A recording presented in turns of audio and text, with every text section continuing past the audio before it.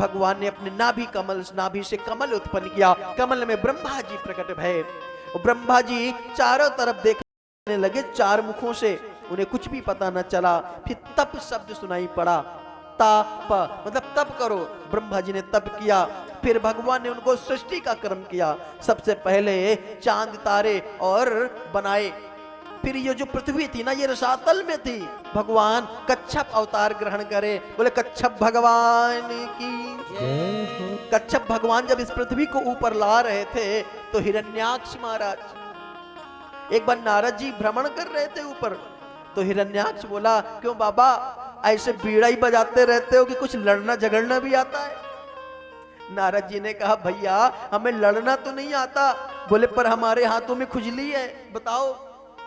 नारद जी ने कहा, मैं तुमको एक ऐसा योद्धा बता देता हूं जिससे लड़ोगे तो तुम्हारी पूरी खुजली खत्म हो जाएगी।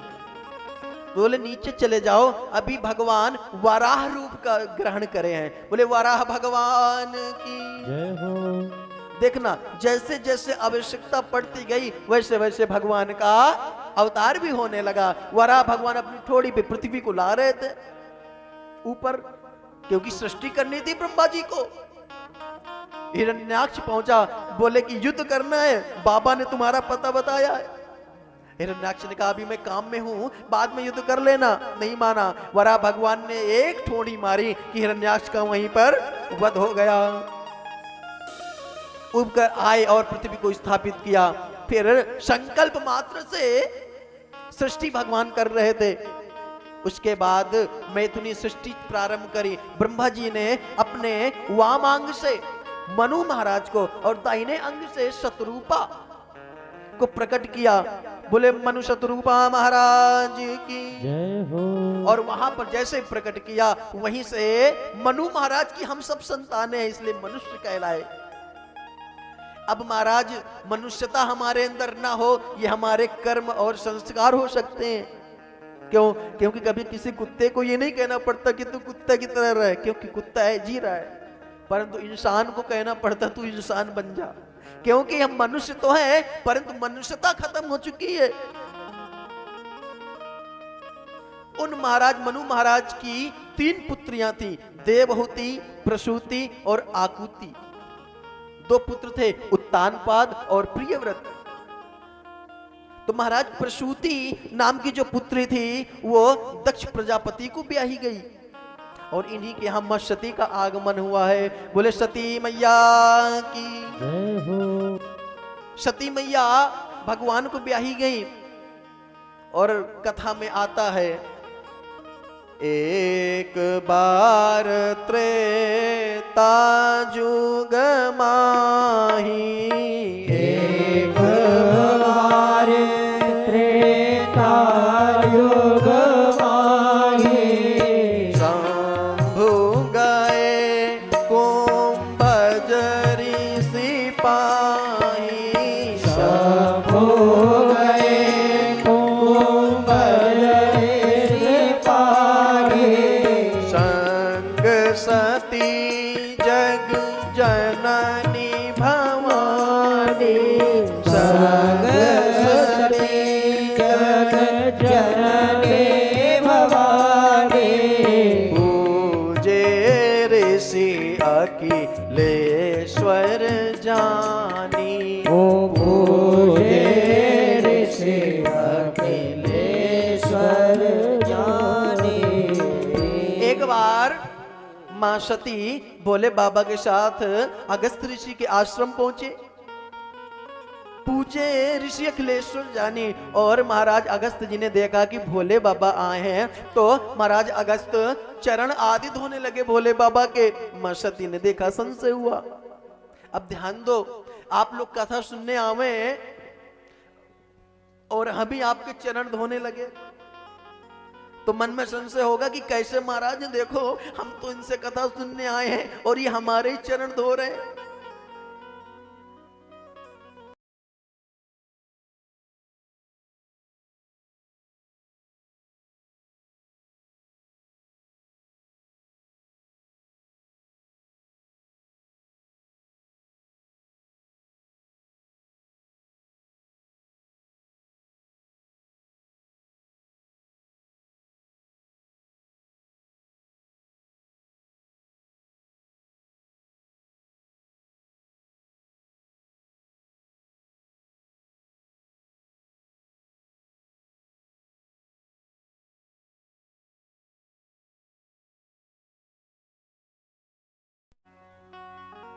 लेकिन जब कथा नहीं सुनी तब उन्होंने बाद में कह दिया दक्ष कुमारी, दक्ष की बेटी है, चतुर है, कथा नहीं सुनी।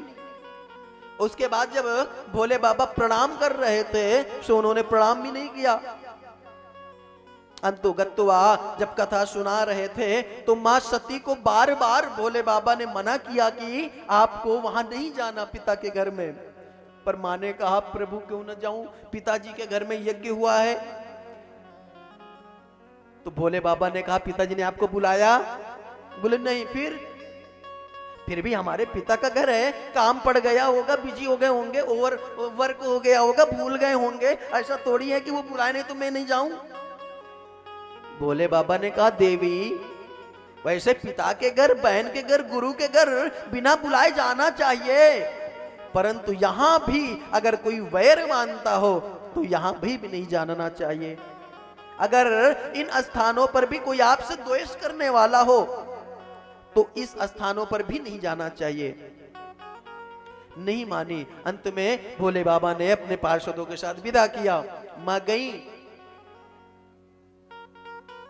किसी ने बात भी नहीं किया दक्ष के डर के कारण।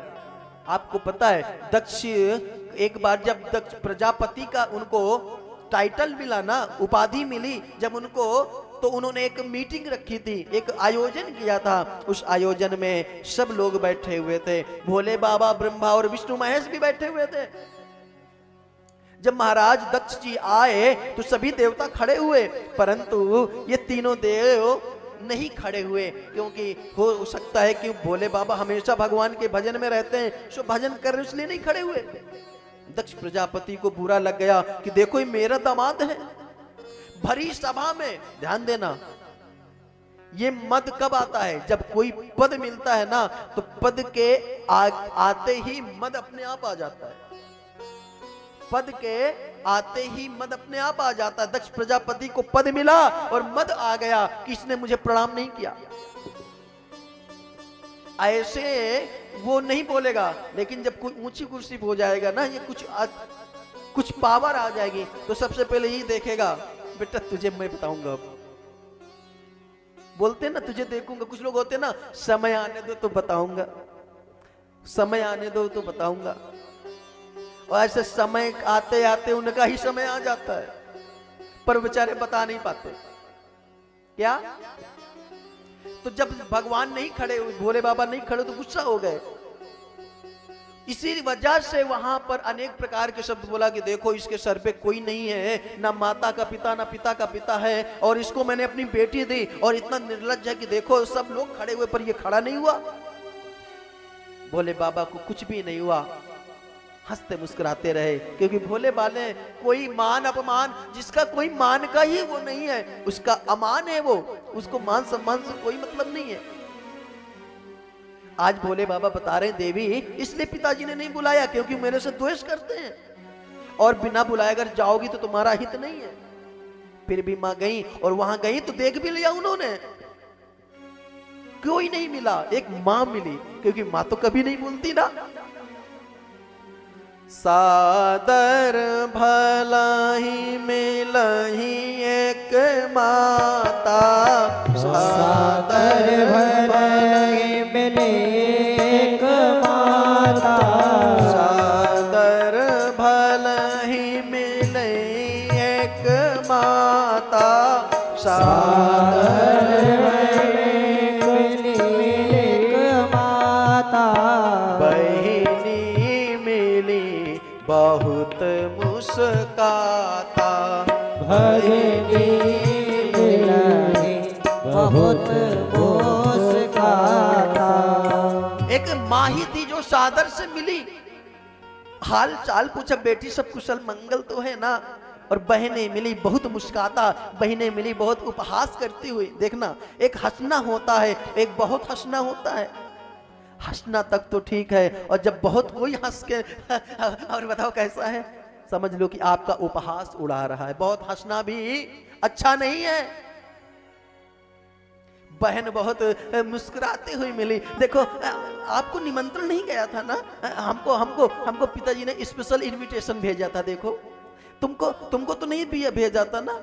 अगर ये संसार, अगर कोई भी हमारी कमी